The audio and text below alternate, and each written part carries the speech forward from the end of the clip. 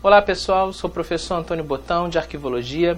Vamos tratar agora do assunto ligado a métodos de arquivamento. Quando a gente fala em métodos de arquivamento, primeiramente a gente tem que pensar em sistemas de acesso aos documentos. Então nós temos dois grandes sistemas de acesso aos documentos que vão abarcar os métodos de arquivamento que nós vamos ver. Quais são esses dois grandes sistemas de acesso? O sistema direto e o indireto. No sistema direto, como o próprio nome já diz, você vai direto ao documento. Em que situação você tem isso? Pensem agora no arquivo, aquele móvel onde você coloca documentos, aquele com as gavetas, e que você tem as pastas com os documentos. Pensa nesse cenário para poder entender toda a explicação que eu vou dar durante esse nosso encontro.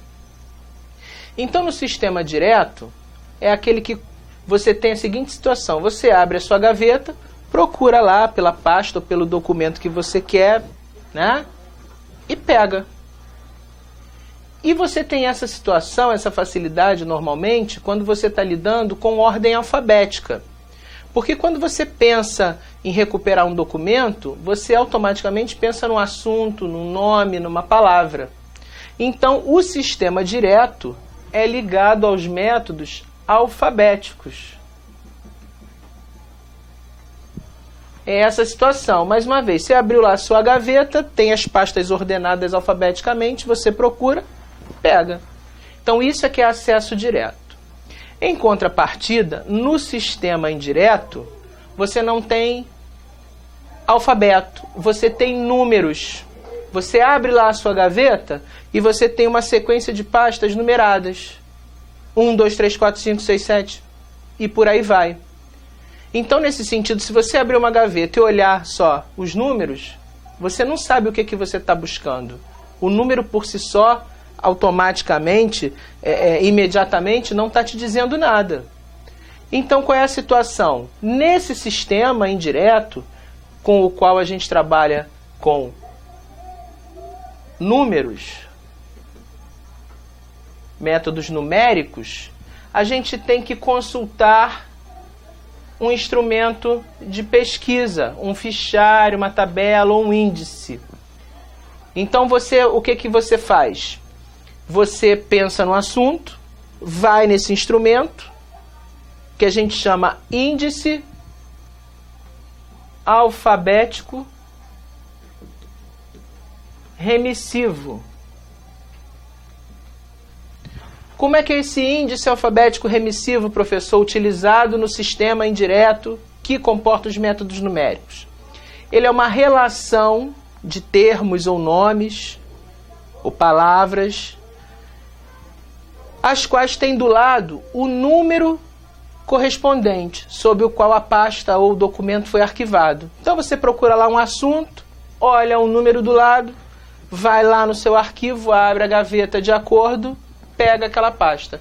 Por isso que ele é indireto, porque você de imediato você não vai à pasta. Você tem que antes proceder a uma consulta a esse instrumento chamado índice alfabético remissivo. Não se esqueçam disso, porque isso também pode ser um fator que a banca use para causar confusão aí na marcação das respostas. Em virtude disso, são alguns elementos a se considerar nos documentos: o nome, o local, a data e o assunto. Esses são os elementos principais que se considera nos documentos. E esses métodos, vale dizer que esses sistemas, de acesso aos documentos direto e indireto, vão se converter nos métodos de arquivamento básicos e padronizados. Então, são esses métodos de arquivamento que nós vamos ver agora na sequência.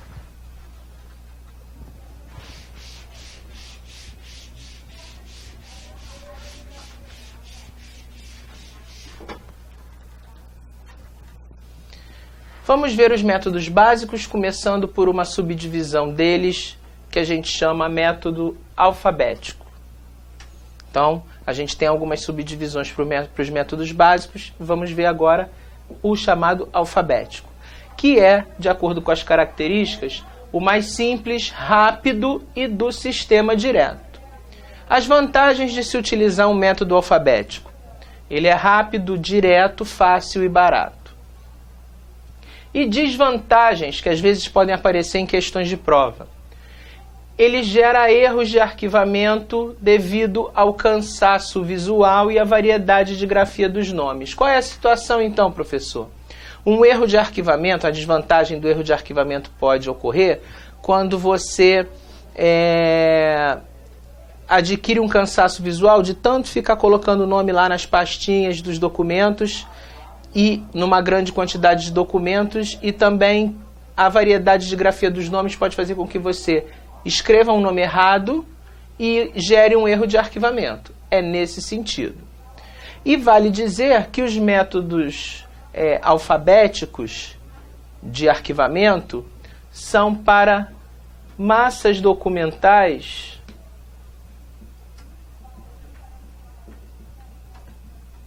de pequeno volume.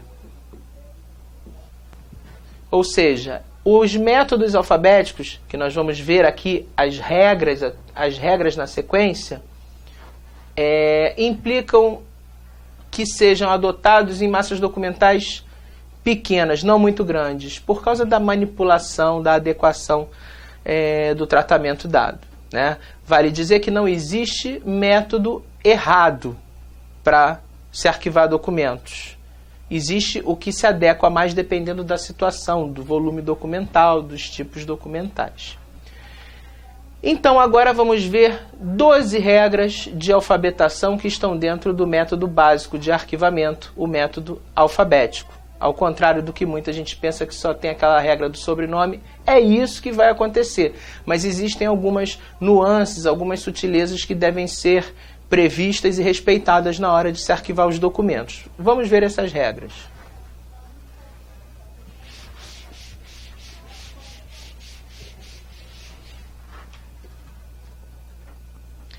A primeira é a mais comum, que vocês devem conhecer, né? Os nomes próprios comuns são considerados pelo último sobrenome, seguido de vírgula, após o prenome, né? Prenome é tudo que o nosso nome tem antes do último, que é o sobrenome.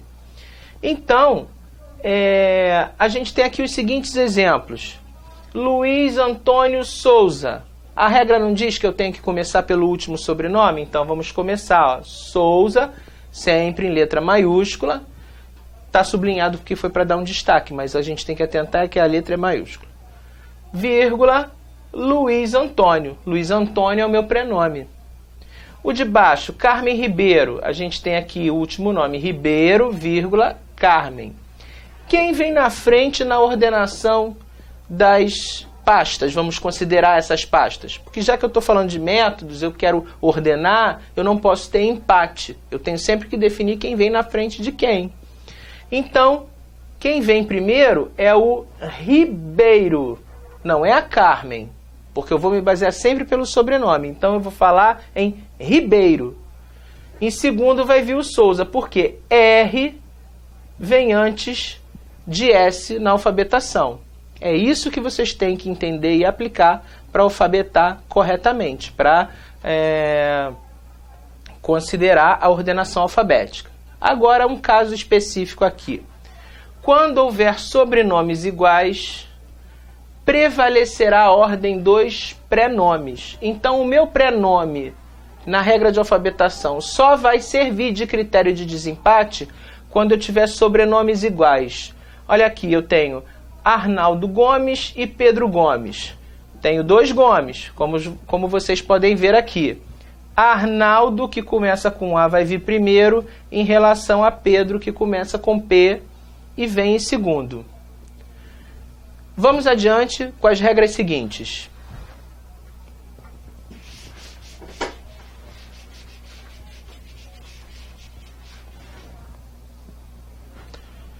A regra 2 diz o seguinte: sobrenomes compostos de um substantivo e um adjetivo ou ligados por um hífen não se separam. Então, olha aqui os exemplos. Oswaldo Montenegro. Monte é o substantivo. Negro é o adjetivo. Então, a minha ordenação alfabética vai ser a seguinte. Montenegro, vírgula, Oswaldo. Heitor Villa-Lobos. Olha o hífen ligando Vila a Lobos aqui. Então, Villa-Lobos, vírgula, Heitor. A regra 3.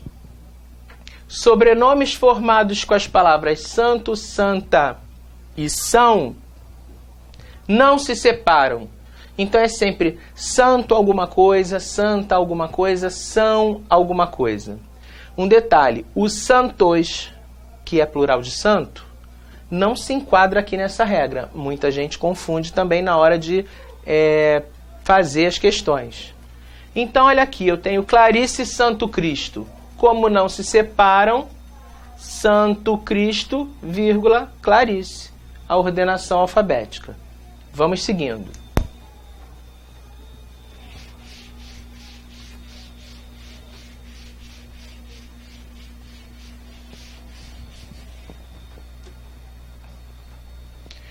A regra 4 diz o seguinte.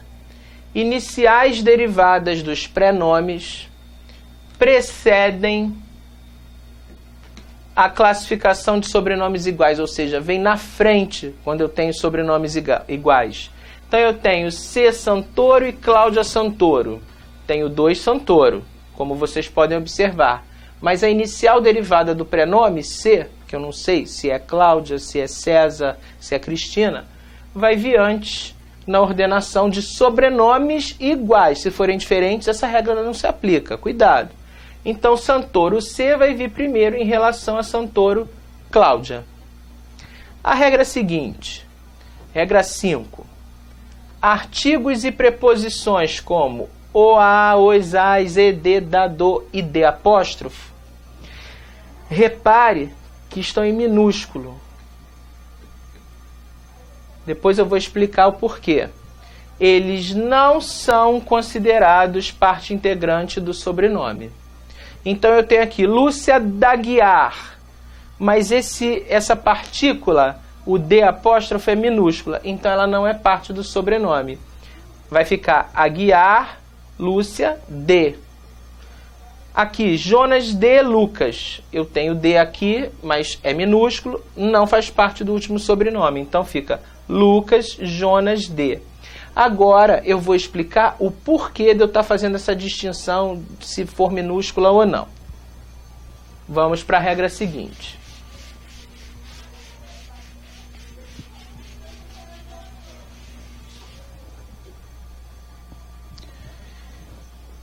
Por quê? Na regra 6, quando eu tenho uma partícula de sobrenome em maiúsculo, eu vou considerar parte do sobrenome.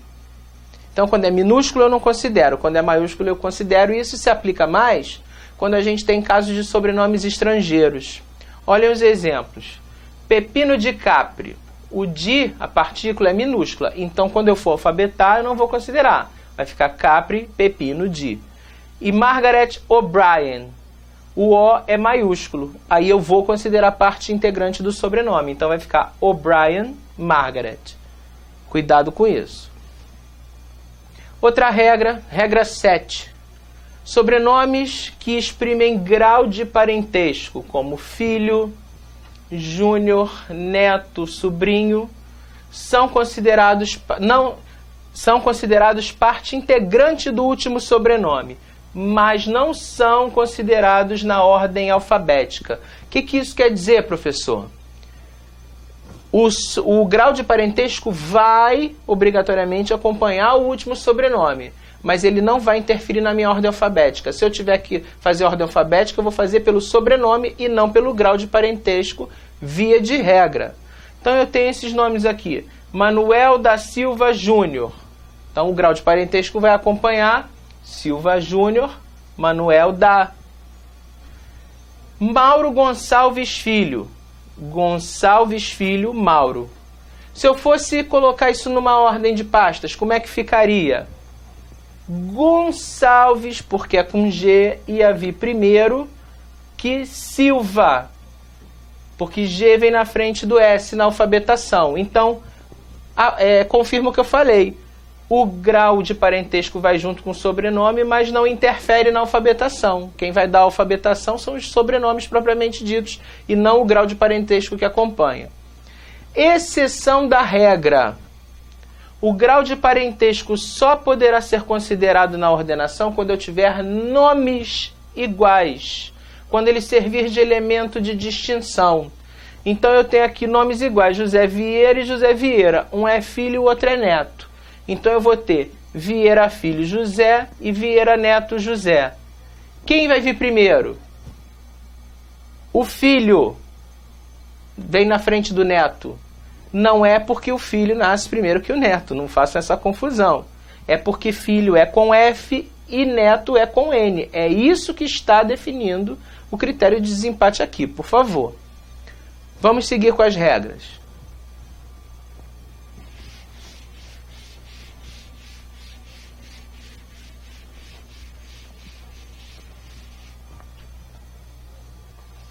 A regra 8 considera que os títulos não são considerados parte do sobrenome. Eles são colocados após o nome completo e entre parênteses. Então nós temos aqui Dr. Fernando Figueira. Vamos alfabetar conforme o último sobrenome, como a gente viu lá na regra inicial. Figueira, vírgula, Fernando, entre parênteses, doutor. General Nelson Teixeira. Teixeira, vírgula, Nelson e entre parênteses, general. Então os títulos sempre vão vir no final e entre parênteses. Regra 9.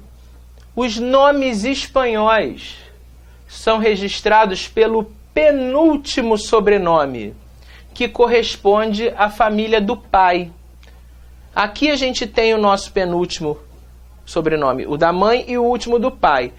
Espanha e países de colonização espanhola registram de forma diferente as pessoas. Eles colocam o nome do pai antes do nome da mãe. O nome da mãe sempre vem por último. Então, como eu alfabeto a partir do penúltimo sobrenome, eu pego o do pai e levo o da mãe junto. E aí eu faço a alfabetação de nome espanhol. Presta atenção aqui. José Oviedo Ibanhos. Oviedo é o pai. Ibanhos é a mãe. Então ele vai ficar Oviedo Ibanhos José. Francisco de Penha de Melo. Penha é o pai e de Melo é a mãe. Então, como eu pego do penúltimo para frente, eu vou pegar Penha de Melo, Francisco de, porque aqui a partícula é minúscula, não vai fazer parte do sobrenome. Então é assim. Sempre vão dar, quando for um nome espanhol, vocês vão ver que vai estar caracterizado que aquele nome é realmente espanhol. Então vão ter normalmente 3 sobrenomes, que você vai identificar como uma terminação em OZ, EZ, AZ, vai ter o tio em cima do N, você vai ver que é um nome espanhol. Então interessa colocar um prenome e 2 sobrenomes para você entender que um é do pai e outro é da mãe, e você pega logo do penúltimo para frente para alfabetar. Muito cuidado com essa regra. Vamos adiante.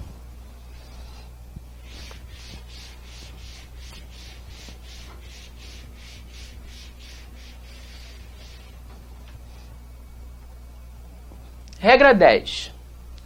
Os nomes orientais não se alteram.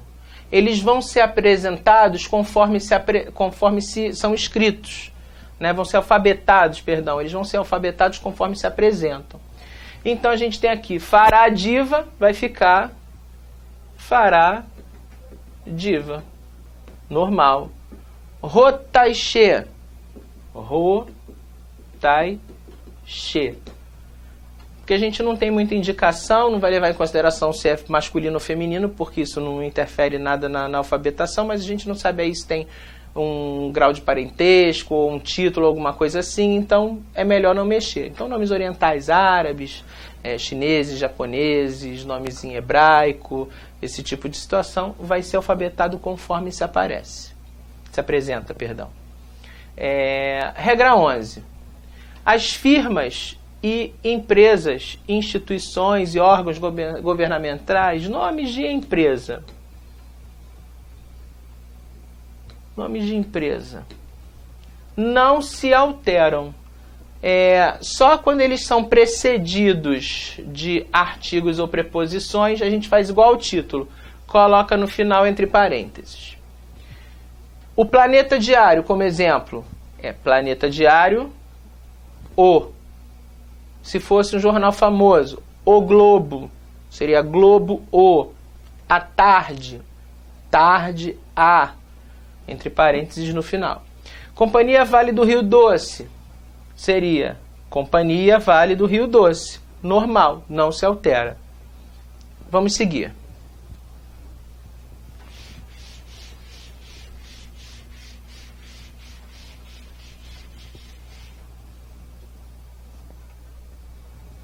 A última regra vai versar sobre nomes de eventos.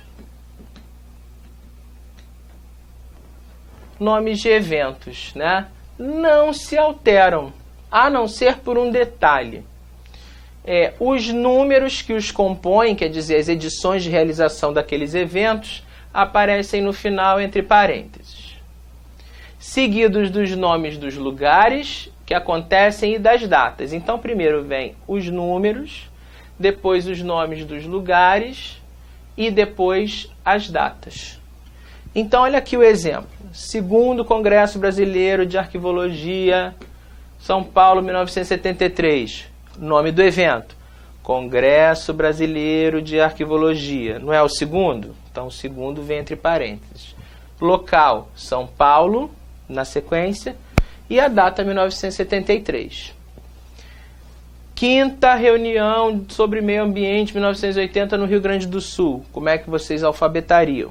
Reunião sobre meio ambiente, entre parênteses, não esqueça, quinta, e é da forma como aparece escrito. Rio Grande do Sul, 1980. Então, reparem que tem essa sequência: o nome do evento, entre parênteses, edição de realização, local e data.